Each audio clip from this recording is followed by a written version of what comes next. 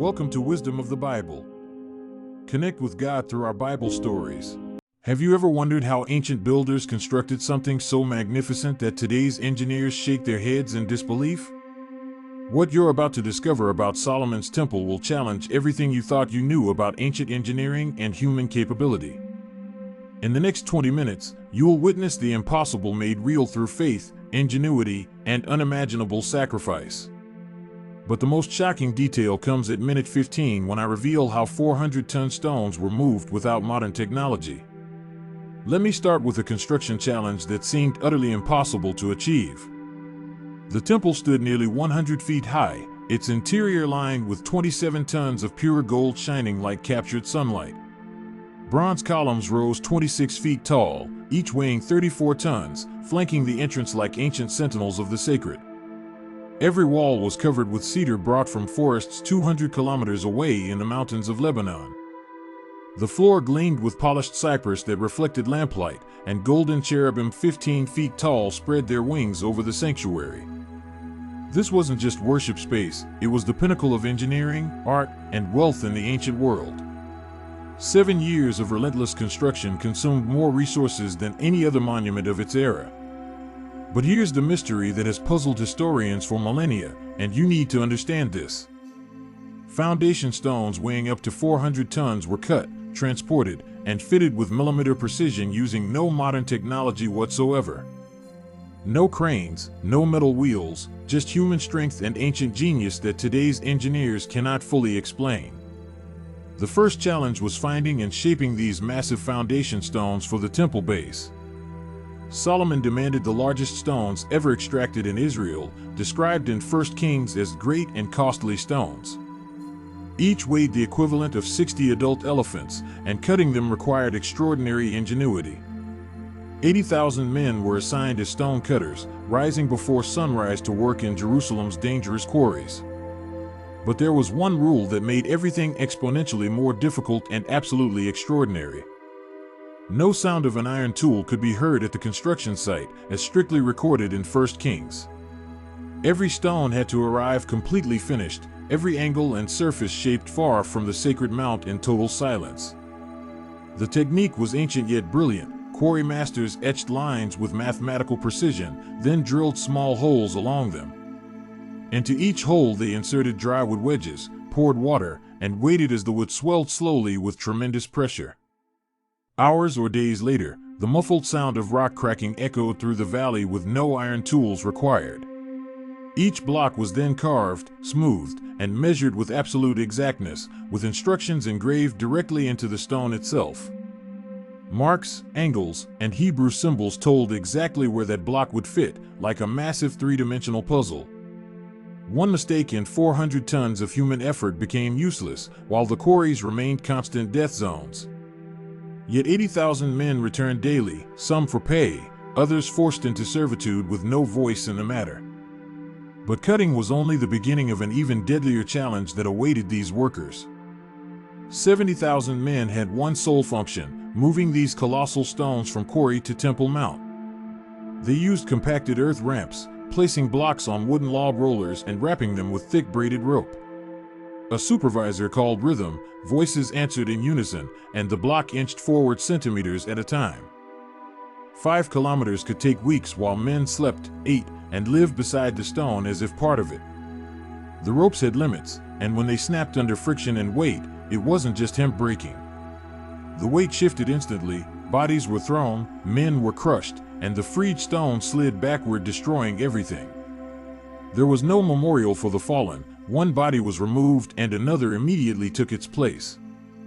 Israelites worked 1 month then rested 2, but Canaanites in forced labor had no rotation or hope.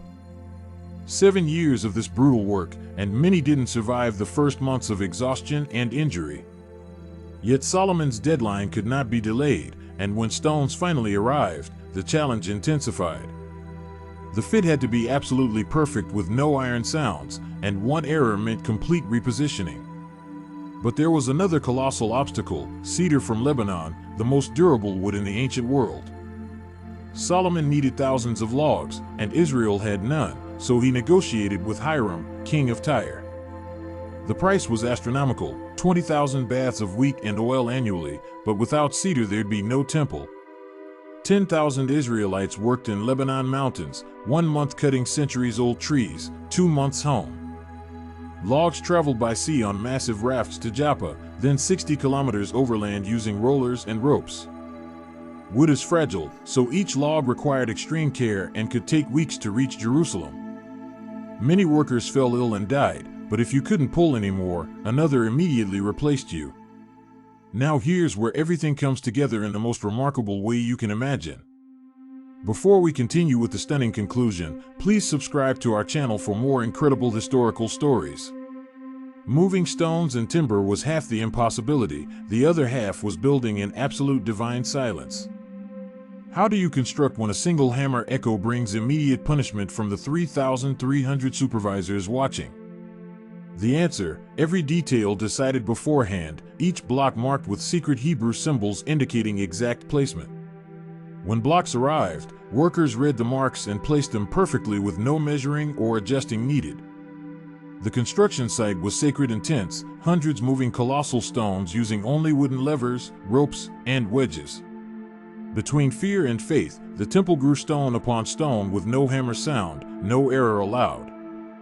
But silence was only part of the miracle. The temple also had to shine with 27 tons of gold.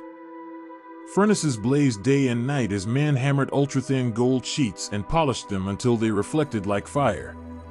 Overseeing everything was Hiram from Tyre, master craftsman full of wisdom, transforming metal into living light. The Holy of Holies, 30 feet in each direction, was covered entirely in beaten gold sheets.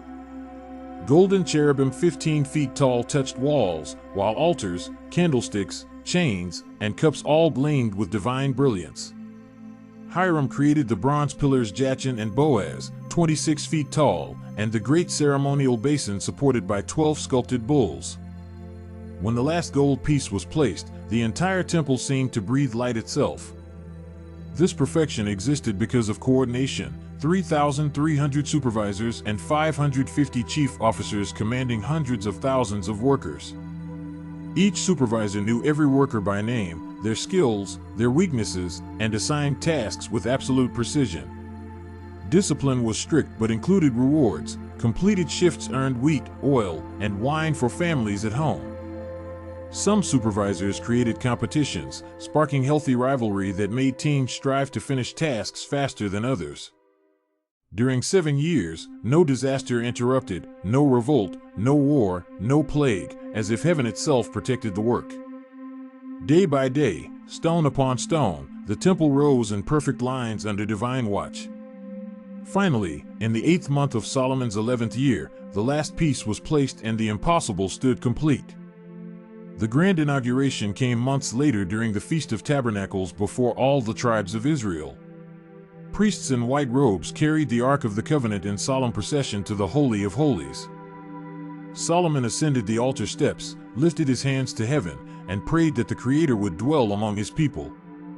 Then something no one expected happened, something that would echo through history for thousands of years. A cloud descended over the temple, not ordinary smoke but divine presence, dense and alive, filling every space.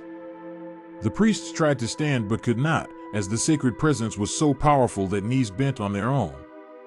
More than 150,000 men had worked on this project, and many died without seeing the result of their sacrifice. They perished in quarries, crushed by stones, or succumbed to exhaustion, heat, and the brutal conditions they endured. But survivors witnessed what they'd built with sweat and pain now shining with the presence of the living Creator. Solomon offered 22,000 bulls and 120,000 sheep as smoke rose to heaven and songs echoed through Jerusalem. The people wept, overwhelmed by certainty that heaven had touched earth in this place they had built. It was Israel's pinnacle, the highest point in history when divine glory filled a house made by human hands. The greatest work of antiquity stood complete, a temple not just of stone and gold but of faith and obedience. For generations, this magnificent structure testified to what dedication and divine purpose could achieve together through sacrifice. This is the story of how the impossible became real through ancient wisdom that still amazes us today. Thanks for watching this incredible journey. Don't forget to like this video and subscribe to our channel for more powerful stories.